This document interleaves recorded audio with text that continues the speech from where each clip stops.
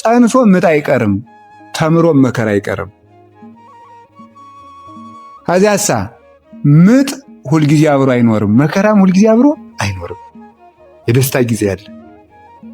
ምግባራችሁ ልጁን ወልዳ ስታይ ሐዘኗን ምጡን እንደምትረሳው ምግባራችሁ ዋጋ ይዞ ስታዩት ደስ ይላችኋል ብሎ አጽናንቷቸዋል። ዓለሙ ግን ያስጨንቃችኋል። መከራ ነው በእውነቱ ማለት ነው። ይህ ዓለም ቢናገሩ ዳ ነው፣ ዝም ቢሉ ዳ ነው፣ ቢበሉ ዳ ነው፣ ቢጾሙ ዳ ነው፣ ቢዞሩ ዳ ነው፣ በዓት ቢያጸኑ ዳ ነው። ይህ ዓለም ሁለንተናው ጭንቅ ነው፣ ዝም እሾህ ነው። መምህራችን ሲያስተምሩ ምን ይላሉ? ይህ ዓለም የጭቃ ውስጥ እሾህ ነው ይላሉ። ደህና ነው ነው ሲነኩት ውስጡ ምን አለው? አቃቅም አለው እየጣቅ። የዚህ ዓለም ነገር እንደዚህ ነው፣ መከራ ነው በእውነቱ ማለት ነው። ምንም ቢሆን ምንድን ነው? እመኒ ነበብኩ ሐሰተ ፍትሕከ ያፈርሃኒ ወመኒ ነበብኩ ጽድቀ ሰብአ ዝንቱ ዓለም ይጸልኡኒ ወእምኩሉሰ አርምሞ ይሄይሰኒ ነው ያለ ደራሲው ማለት ነው።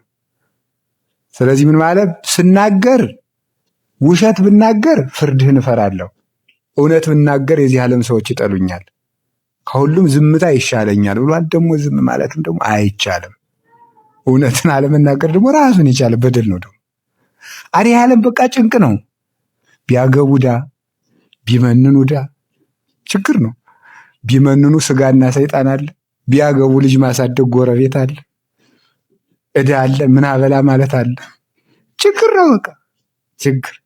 ቢማሩ ዳ፣ ባይማሩ ዳ፣ ቢነግዱ ዳ፣ ቁጭ ቢሉ ረሃብ፣ ሲነግዱ ደግሞ ግብሩ መከራ፣ ሌባው መከራ፣ ድሃ ሲሆኑ ራቡ መከራ፣ ሀብታም ሲሆኑ ሌባው መከራ።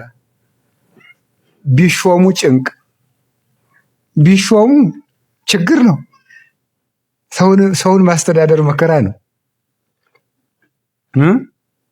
አንድ ሊቀ ስልጣናት የሚባሉ አባት ነበሩና አንዱ ሰው ደብዳቤ ሲልክላቸው ለሊቀ ሰይጣናት ብሎ ጻፈላቸው።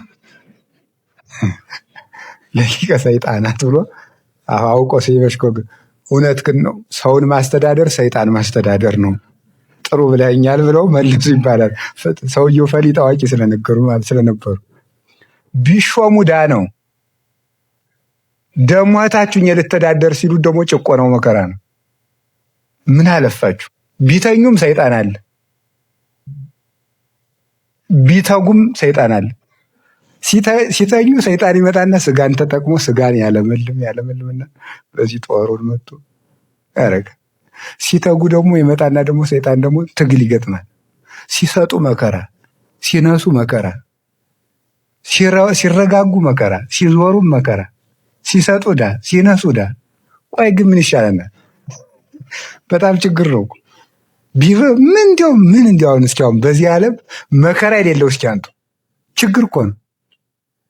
እንዲሁ ባለፈው ስናወጋ ነበር። እንደውም 1 2 3 ነን እያወጋን እኔ ሆነ መቼም አፌ ስለማያርፍ ያልኩኝ እንዲሁ ሰይጣን የሌለበት 3 ሜትር መሬት ራሱ ባገኘን የት ይገኛል? ይገኛል? አይገኝ። እንኳን 3 ሜትር 3 ሴንቲሜትር ማግኘት የለም፣ አይቻልም። ስለዚህ ቦታ መቀየር ትርጉም የለውም። ሰይጣን የለበታል። ለዚህ ነው ቅዱስ እንጦንስ ልጆቹን ሰብስቦ ሲመክር ሊያርፍ ሲል ምን አለ? የያዝከውን ቦታ በቀላሉ አትልቀቀው ያለ። እስኪ በሉ የያዝከውን ቦታ ምን አትበለው? በቀላሉ አትልቀቀው። ጋኔን ነው ሂድ የሚል ሰይጣን ነው። አጽንተ ያዝ ነው። ሰይጣን የሌለበት ቦታ ስለሌለ እግር በማብዛት ከሰይጣን ማረፍ አይቻልም። ከዚህ ሆኖ በመጋደል ብቻ ነው። ይሄ ሁሉ መከራ አለባችሁ አለ። አሪያ ምን እናድርግ ነው? እኔ ሰላምን እሰጣችኋለሁ። ምን ይሁን? ጽንዑ እንከስመ አነ ሞይክዎ ለዓለም። መፍትሄውን እንግዲህ ሊነግረን ነው። አሁን መከራውን ነግሬያቸዋለሁ። ብዙ ነው በእውነቱ። ይሄስ ቀላሉ ነው። ቅዱሳን አባቶቻችን የተቀበሉት መከራ በሰማዕትነት ቀላል አይደለም በእውነቱ ማለት ነው። እንዲያው መከራ በወግ ሲነገር ይቀላል። ሁልጊዜ የቀመሰ ብቻ ነው የሚያውቀው። አንድ አባት አንድ ቀን እያወጉኝ ሰይጣን እንዲያርጉኝ አሉኝና አንድ ቀን መጨረሻ ለምን አሉኝ? የደረሰበት ይወቀዋል። አይገባውም ብለው ይሁን እንጂ እውነታቸውን ነው። የደረሰበት ይወቀው፣ እውነታቸውን ነው። የደረሰበት ብቻ ነው የሚያውቀው። መከራውን አሁን ሰማዕታት የተቀበሉት መከራ ስቃይ እኮ ነው በእውነቱ ማለት ነው። የአንድ ጊዜ ግርፋታቸውን እንኳን ማየት አይቻልም። አሁን የቅዱስ ቂርቆስን ገድል መተረክ፣ የቅዱስ ጊዮርጊስን ገድል መተረክ ቀላል ነው። የሚያነብ ሁሉ ያነበዋል።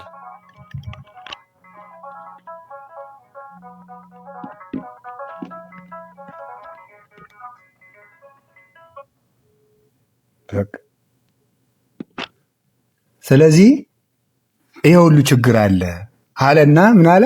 አይዟችሁ እኔ ዓለሙን አሸንፌዋለሁ። እስኪ በሉ አቤት። እኔ ዓለሙን ቅዱስ ሳዊሮስ ዘአንጾኪያ ሃይማኖተ አበው ሲናገር ወበሞቱ ሞኦ ለሞት ካለና ካለ በኋላ ምን አለ? ወሀበነ ሞአቶ፣ እሱ ሞትን ድል ነሳው፣ የዲያብሎስን ድል መነሳቱን የእሱን ድል መንሳቱንም ለእኛ አስረከበን ይላል። ክርስቶስ ዲያብሎስን ድል ነስቶታል፣ ሞትን ድል ነስቶታል። ይህ ብቻ አይደለም፣ ድል መንሳቱን ከነመንሻው ለእኛ ሰጥቶን ሄደ። ክርስቶስ ራሱ አሸንፎ አይደለም ሄደ። ስለዚህ በእኔ ድል መንሳት ላይ ቁሙ አለ። ይሄንን ከተናገረ በኋላ ልብ በሉ፣ መከራውን ከተናገረ በኋላ ይሄ ሁሉ መከራ አለባችሁ ካለ በኋላ ምን አመጣ? እንዲህ ያለ አመጣ። ወዘንተ ነገረ ተናግሮ እግዚእ ኢየሱስ፣ መከራ አለባችሁ ብሎ ከተናገረ በኋላ አይዟችሁን ያሸንፊዋል ብሎ ከተናገረ በኋላ ዓይኑን ወደ ሰማይ አነሳ ነው። ዓይኑን ወደ ሰማይ አነሳ። ለምንድን ነው ዓይኑን ወደ ሰማይ ያነሳ? በቁሙ በጣም በብዙ መንገድ አባቶቻችን ተርጉመውታል። በቁሙ ዓይኑን ወደ ሰማይ ያነሳበት ዋናው ምክንያት ስትጸልዩ፣ የመጀመሪያ እግዚአብሔር ይስጥልኝ፣ ስትጸልዩ ዓይናችሁን ወደ ላይ አድርጋችሁ ጸልዩ ለማለት ነው። ስርዓተ ጸሎት ነው ይሄ። ዓይናችሁን ወደ ላይ አንስታችሁ ጸልዩ ለማለት ነው። እንግዲህ ያው ብዙ በምድር ላይ ያሉ መናፍቃን ሲጸልዩ ምን ብለው ነው የሚጸልዩት? ዓይናቸውን ጨፍነው እንደገና ደግሞ ታጎንብሰው፣ ጌታ ደግሞ ዓይኑን ገልጦ ወደ ሰማይ አቅንቶ፣ እነሱ ደግሞ ጨፍነው ወደ ምድር ተጎንብሰው። ሰሎሞን ምን አለ? ዓይኑን የሚጨፍን ተንኮለኛ ነው። ይገርማችኋል።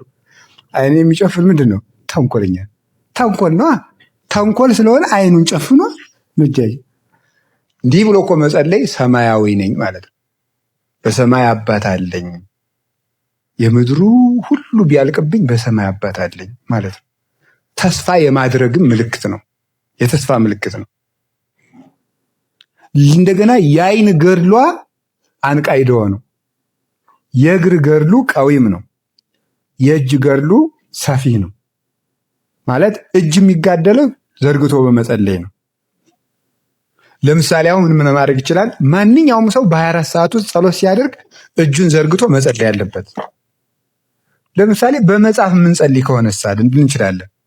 በመጽሐፍ የምንጸልይ ከሆነ በቃል የምንጸልየውን ክፍል ምን ማድረግ አለብን? እጃችን ዘርግተን መጸለይ ያለብን። ለምን? እጅ እንዲጋደል ማለት ነው። እጅህ ብታሰናክልህ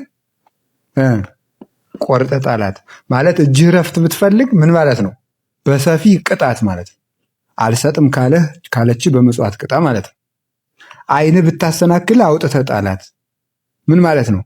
ልተኛ ብትል በአንቃይደወ ቅጣት ማለት ነው። አንቃይደወ በእንባ ቅጣት ማለት ነው። ይሄ ነው።